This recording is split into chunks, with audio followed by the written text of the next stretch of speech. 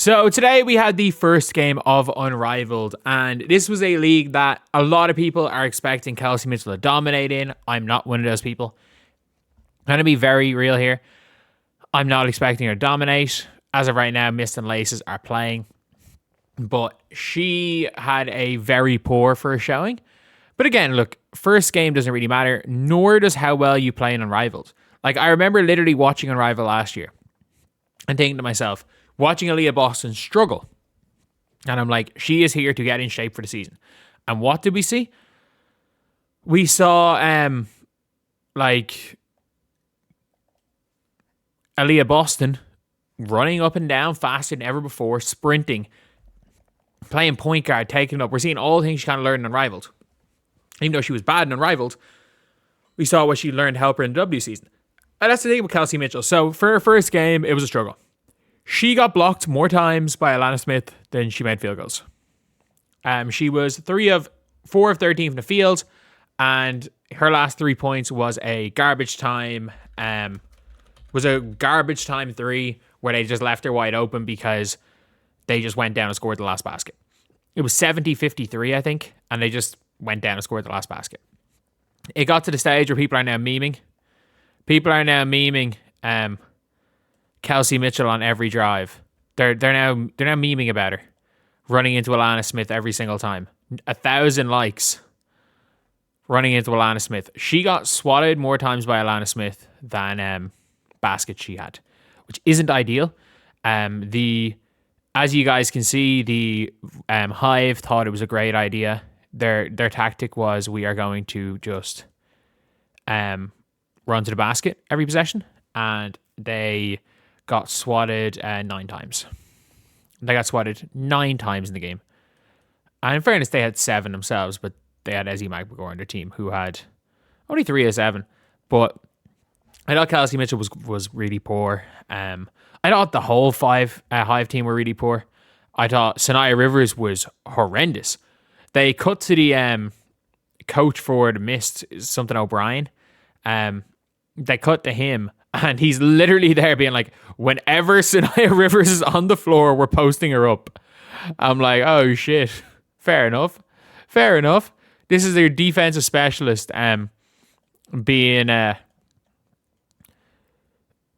what you call it, the great defender being told, we're going to ISO on you every single time. But yeah, it's a really, really interesting thing with that. But the Mist are really good because they're huge. This is a league where we saw last year with Angel Reese, Azare Stevens, with the two of them together. Like, size is everything in this. When you've got big guards and Veronica Burton and Alicia Gray, and I know Veronica Burton's not tall, but she plays bigger than she is. Arike as a bench player who can chuck in this type of game, give you 12, but most of the time isn't going to play that much.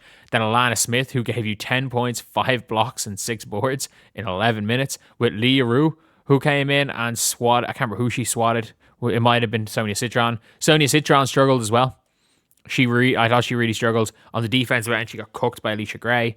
Ezzy McGregor struggled shooting. They shot 35% from the field. Like, they got cooked while their opponents shot 41% from the field and 27% from 3. Not very good. Honestly, not a very good game all around. This was a poor showing of Unrivaled. There were layups missed. There was a lot of stuff. But for Kelsey Mitchell, it's her first game. Like, you will always give somebody a bit of a pass for their very first game. I'm happy with the fact that she didn't take any long twos. I'm happy she went head down to the basket, or she shot the 3. She missed the 3. But she went head down to the basket and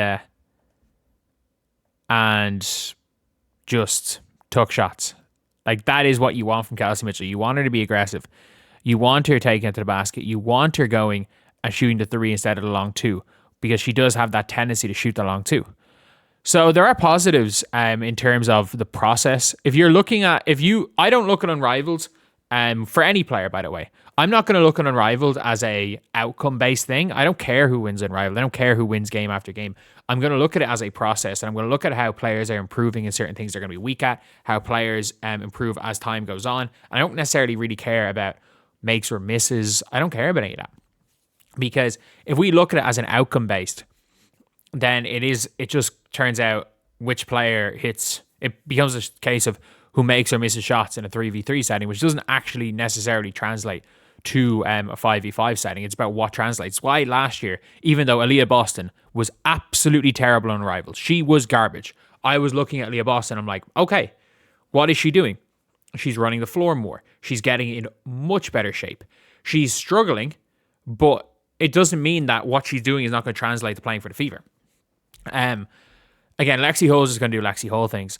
And with Kelsey Mitchell, what we don't want to see is her going back to that long two. I don't mind the mid-range shots. It's the long twos, the like shots 2 feet inside the 3-point line that Kelsey Mitchell had that tendency to shoot prior to last season, that I don't want to see her go back to that.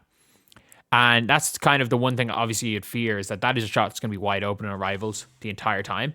Like, my biggest fear with Kelsey Mitchell on Rivals was that she would resort back to that shot, because let's be real, when she played in China, everything was off-ball movement. Everything Kelsey Mitchell did in China was off-ball. And you're seeing Kelsey Mitchell playing as a pure off-ball player here. Like, Sonia Citron's playing the point, or Antisha Heideman's playing the point for Hive no matter what. So Kelsey Mitchell is playing purely as an off-ball player, which is what we want to see. I couldn't give a flying fuck about Kelsey Mitchell as an on-the-ball player. I really couldn't. Like, Kelsey Mitchell's not a very good point guard. We saw it with the Fever. It kind of worked in some games, but over the course of the season, it's like, you can be, and the one thing I will also say is you can look at a game from a process-based standpoint over the totality of a season and talk about that. What you can't do is look at a game from a process-based standpoint on an individual game-by-game basis, because yes, there were individual games where Kelsey Mitchell point guard won because she just got hot and went ISO. But over the course of a season, that's not going to win you it's not going to get you anywhere. But obviously on an individual game-by-game basis, processes go out the window, because you can do everything right and you can do what the Rockets did years ago and miss 27 threes in a row, or you can do everything wrong and have your opponent miss 27 threes in a row against you and win. You can do everything wrong and hit bullshit. So yeah, that's pretty much it, lads. That is pretty much it. A very, very poor performance from Kelsey Mitchell, but it's game one. I don't necessarily care. I'll be interested to see how Lexi Hull and Aaliyah Boston do later today. I don't think anyone gives that much of a damn about the laces versus the vinyl. Like, it's Ryan Howard, Hamby, and Courtney Williams versus Jackie Young, the rugby player, and I don't even know who else is starting for the laces at this stage. There's no Kate Martin on that team anyway. The only games that matter are the Fever players and obviously the Young Guns. That Breeze team where they've put Cam Brink, Malonga, Kate Martin, and Paige Bueckers on the same team. Like, of course people are going to care about that team. But anyway, yeah, that's the video. I'll see you guys.